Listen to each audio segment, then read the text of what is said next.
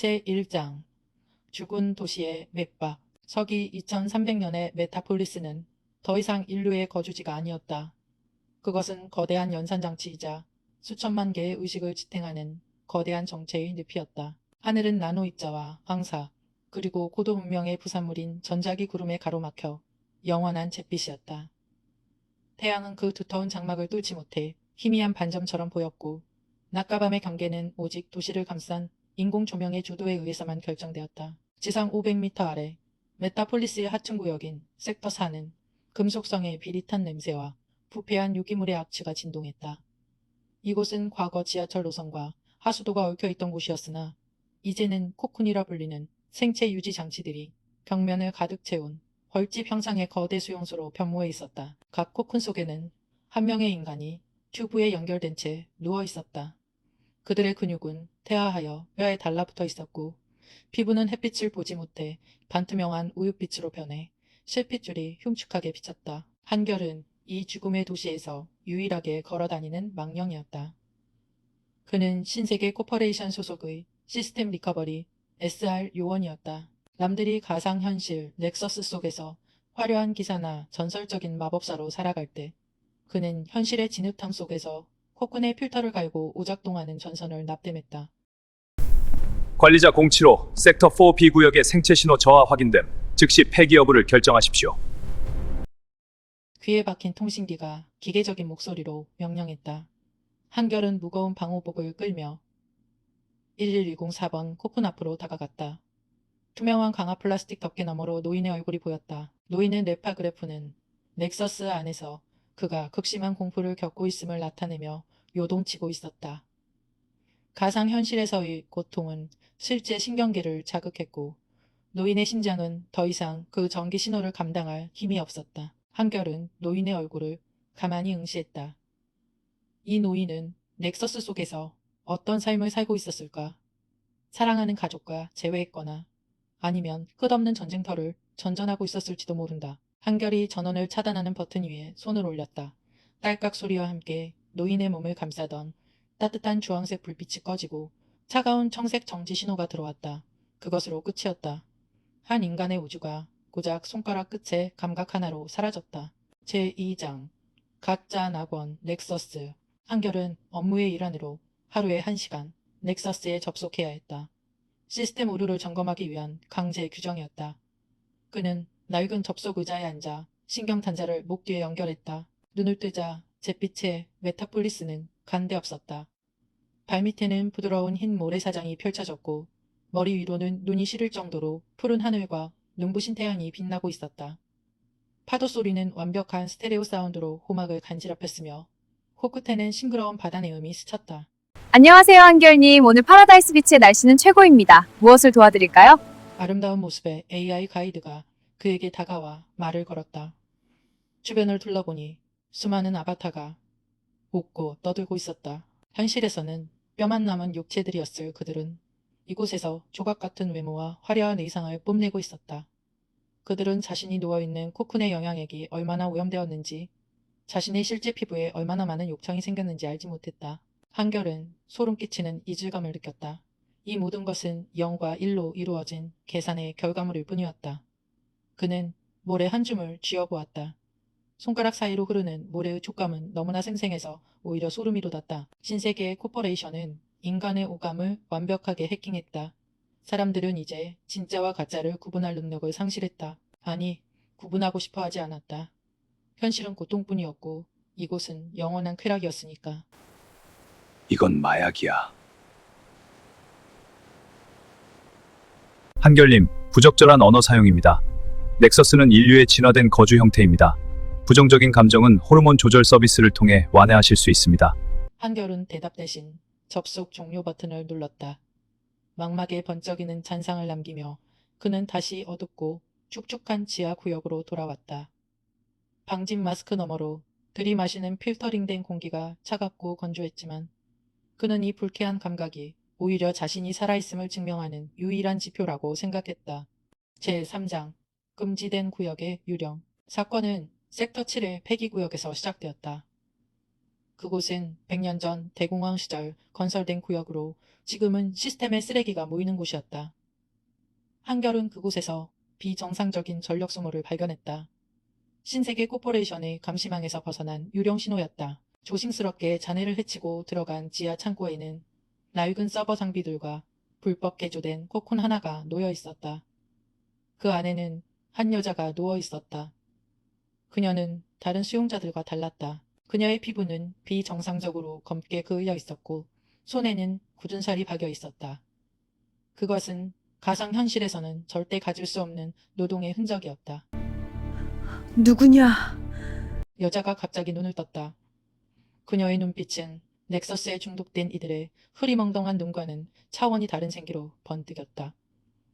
그녀는 서윤이었다. 한때 지상으로 나가야 한다고 주장하던 저항 조직 테라포모의 마지막 생존자였다. 당신 어떻게 깨어 있는 거지? 넥서스에 연결된 게 아니었나?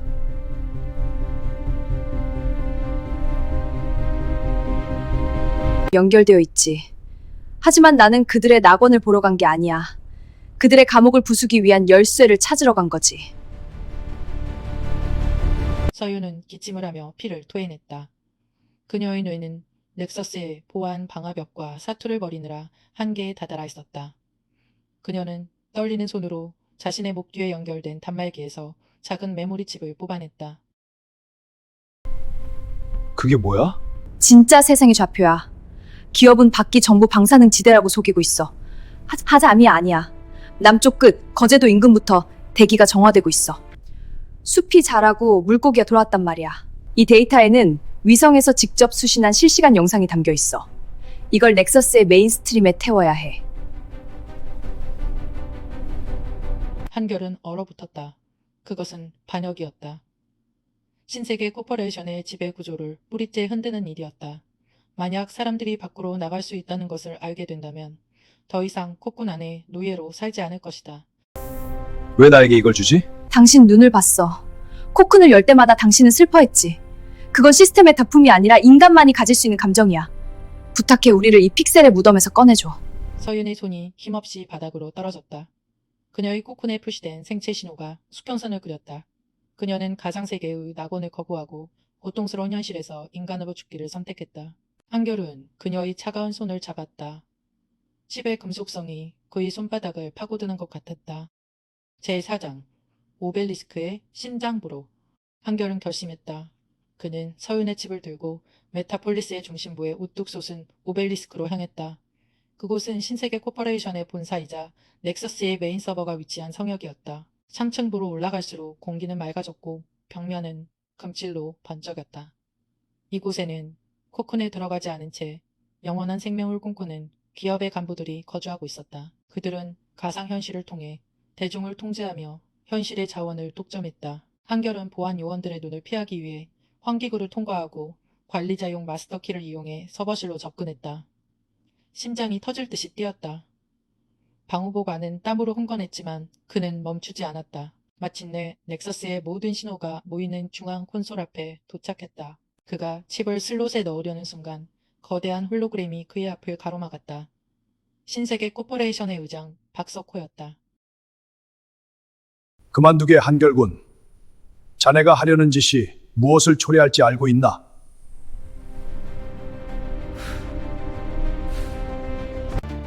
진실을 알리려는 겁니다. 우리가 살 수 있는 땅이 아직 남아있다는 진실을요.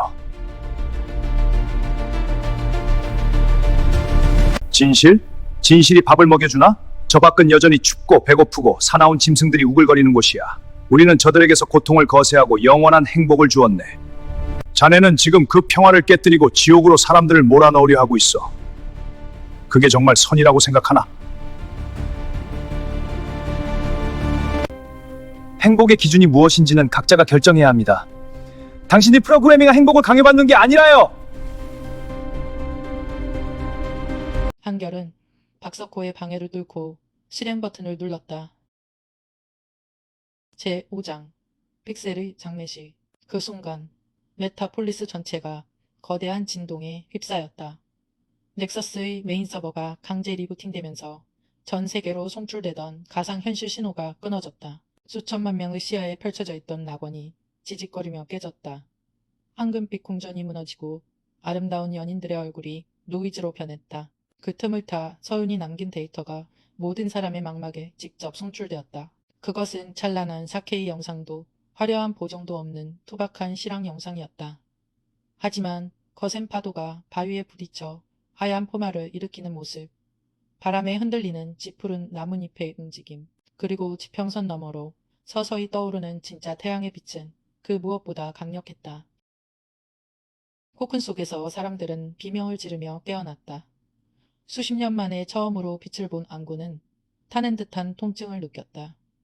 태화한 팬은 메타폴리스의 매캐한 공기를 들이마시며 발작적으로 기침을 내뱉었다. 하지만 사람들은 본능적으로 알고 있었다. 지금 느끼는 이 지독한 통증이야말로 자신들이 살아있다는 증거임을. 한결은 오벨리스크의 창밖을 보았다. 지상구역의 불빛들이 하나둘씩 꺼지고 있었다. 대신 수용소의 문을 박차고 나온 사람들이 쏟아져 나오기 시작했다. 그들은 앙상한 몸을 이끌고 서로를 부축하며 빛이 보이는 곳을 향해 걸었다. 박석호의 홀로그램이 사라지기 전 마지막으로 말했다. 자넨 인류를 멸망시킨 거야. 저들은 현실을 감당하지 못할 거다. 아니, 우리는 이제야 태어난 거야. 제6장 새로운 아침. 메타폴리스는 무너졌다. 넥서스라는 거대한 가상 제국은 단 하룻밤 만에 픽셀 조각으로 분해되어 사라졌다. 하지만 도시의 폐허 위에는 새로운 풍경이 그려지고 있었다. 사람들은 기업의 창고를 습격해 식량을 나누고 고장난 정수장치를 수리했다. 넥서스 속에서 왕이었던 자와 거지였던 자가 나란히 앉아 차가운 캔 식량을 나눠 먹었다. 그들의 대화는 더 이상 서버에 기록되지 않았고 그들의 눈물은 디지털 데이터가 아닌 진짜 액체가 되어 뺨을 타고 흘렀다. 한결은 서윤이 말했던 남쪽을 향해 걷기 시작했다. 그의 뒤에는 수천 명의 행렬이 따르고 있었다. 길은 험했고 공기는 여전히 탁했다. 발은 상처투성이가 되었고 밤마다 추위에 떨어야 했다. 하지만 누구도 다시 코콘으로 돌아가겠다고 말하지 않았다. 며칠을 걸었을까. 마침내 고개를 넘었을 때 차가운 금속성 바람 대신 눅눅하고 짠 내음이 섞인 바닷바람이 그들의 얼굴을 때렸다. 그리고 그들 앞에 펼쳐진 것은 넥서스의 그 어떤 알고리즘도 계산해낼 수 없는 압도적인 생명력의 바다였다. 한결은 바닥에 주저앉아 흙을 한 움큼 쥐었다. 손톱 밑으로 검은 흙이 파고들었다.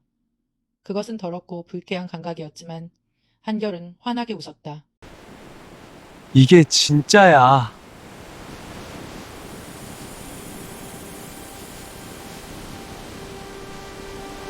그는 서윤이 쓰던 낡은 고글을 바다를 향해 힘껏 던졌다. 고글은 수면 위에서 몇 번 튀기더니 이내 깊은 바닷속으로 가라앉았다. 인류를 지배했던 픽셀의 시대가 비로소 끝난 것이다. 잿빛 구름 사이로 한 줄기 태양빛이 비쳤다. 그것은 가짜 낙원보다 눈부시지는 않았지만 훨씬 더 따뜻했다. 2300년의 메타폴리스는 그렇게 역사의 뒤안길로 사라졌고 인류는 다시 한번 흙 위에 첫 발을 내디뎠다. 고통스럽지만 살아있는 진짜 인간들의 시대가 시작되었다.